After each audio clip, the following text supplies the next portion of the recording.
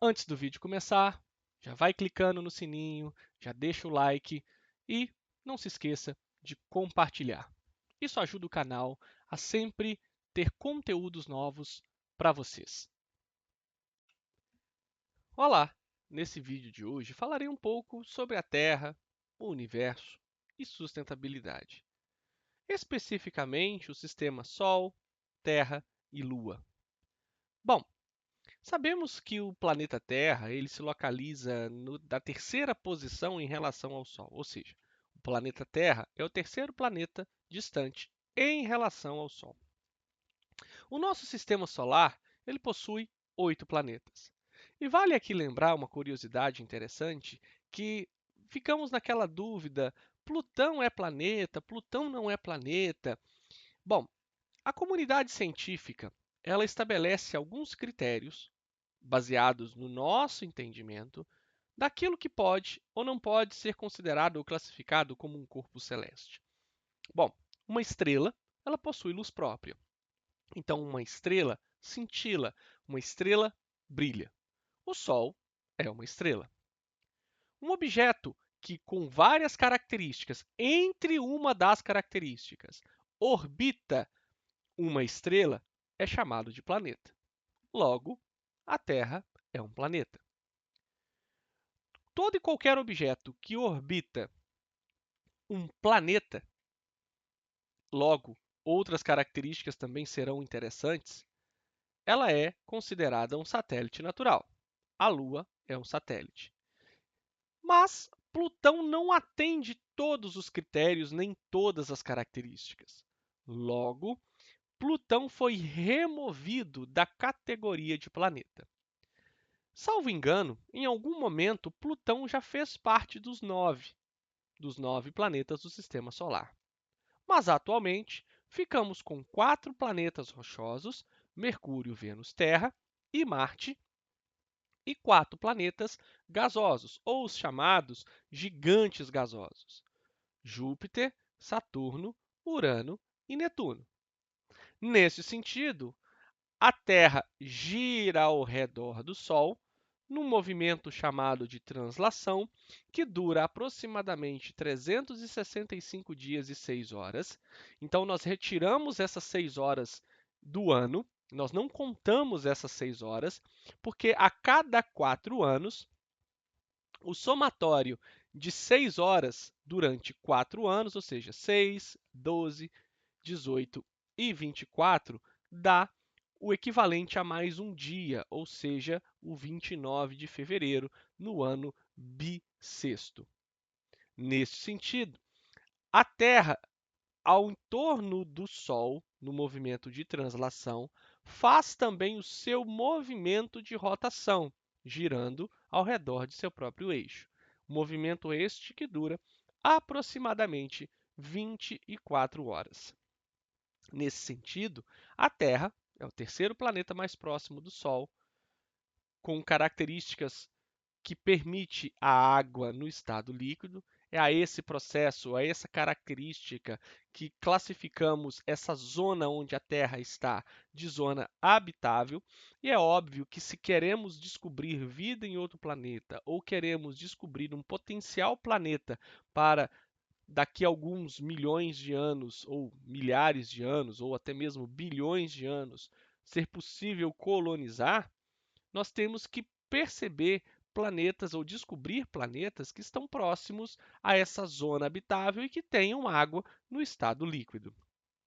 Assim, os planetas desta chamada zona habitável vão reunir as condições que podem propiciar a presença de água no estado líquido, que é essencial para a manifestação da vida como nós a conhecemos. A nossa casa, a Terra, ela tem um formato esférico, ou seja, podemos dizer que a Terra ela é completamente esférica? Não.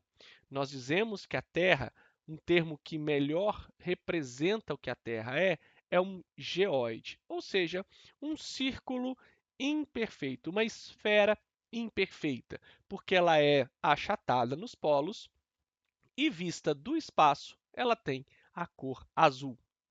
Um dos fatores para a Terra ser chamada de planeta azul é pela presença de água na superfície terrestre. E sabemos que mais de 70% da superfície da Terra é água e o restante é a crosta continental, ou seja, a superfície que nós vemos a olho nu.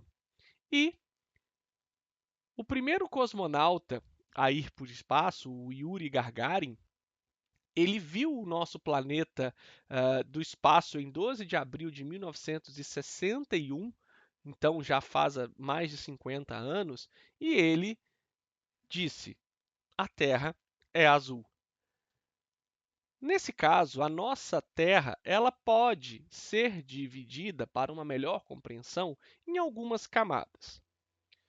Essa que nós estamos pisando, a região mais densa, dura, ela é a crosta terrestre, que é formada por uma camada rochosa de espessura que não atinge mais de 70 quilômetros. Sua composição é rochosa, em estado sólido, e é uma região de temperatura mais amena. A crosta terrestre é onde estão os seres vivos, é onde nós vivemos. Nós podemos fazer um exercício muito fácil: cozinhar um ovo. Quando cozinhamos um ovo, aquela casquinha que nós tiramos, a casca do ovo que nós removemos, ela será para nós, didaticamente, a crosta terrestre. A região esbranquiçada da clara será o manto terrestre e a região amarelada será o nosso núcleo terrestre. Assim sendo, a crosta continental, onde está localizados os continentes, e nós temos as crostas oceânicas, que é onde encontramos o leito do oceano. A camada mais interna, que é uma região intermediária da Terra, por que intermediária? Porque ela está entre o núcleo e a crosta. Ela é tanto intermediária na localização quanto em relação à sua temperatura e espessura. É o manto terrestre, que pode alcançar quase 3.000 quilômetros de profundidade e ter uma temperatura de até 3.000 graus Celsius. Sua composição é de rochas no estado sólido e também de material pastoso. Esse material pastoso, que é rocha no estado líquido, que quando sai pela caldeira de um vulcão e escorre pela crosta, é chamado de lava vulcânica.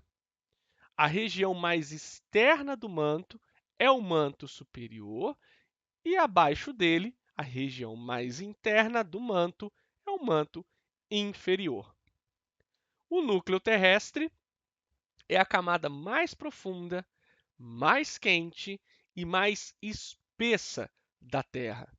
No caso do núcleo terrestre, pode alcançar até 6.500 quilômetros de profundidade em relação à superfície e 6.000 graus de temperatura. É rico em ferro e níquel. A nossa atmosfera, ela está onde está, embora ela seja gasosa. Como é que nós conseguimos ter uma camada de gás presa à Terra? É graças ao núcleo terrestre. O núcleo terrestre também produz, graças ao seu movimento interno, o que nós chamamos de campo magnético. Esse que ajuda na interferência e na relação que nós temos com o deslocamento de uma bússola. O campo magnético protege o nosso planeta contra os raios solares e contra os raios cósmicos, ou seja, radiação cósmica. Da mesma forma, é graças ao campo magnético produzido pelo núcleo e o núcleo propriamente dito que nós conseguimos ter essa atmosfera presa, entre aspas, ao nosso planeta. O núcleo externo, ele está no estado líquido, já o núcleo interno, ele é sólido. E isso se dá essencialmente pela alta pressão contida ali, ou seja, a pressão do próprio planeta Terra, da crosta, do peso da Terra e do manto sobre esse núcleo. Logo, Todas essas camadas, elas têm diferentes funções e nada disso é estático.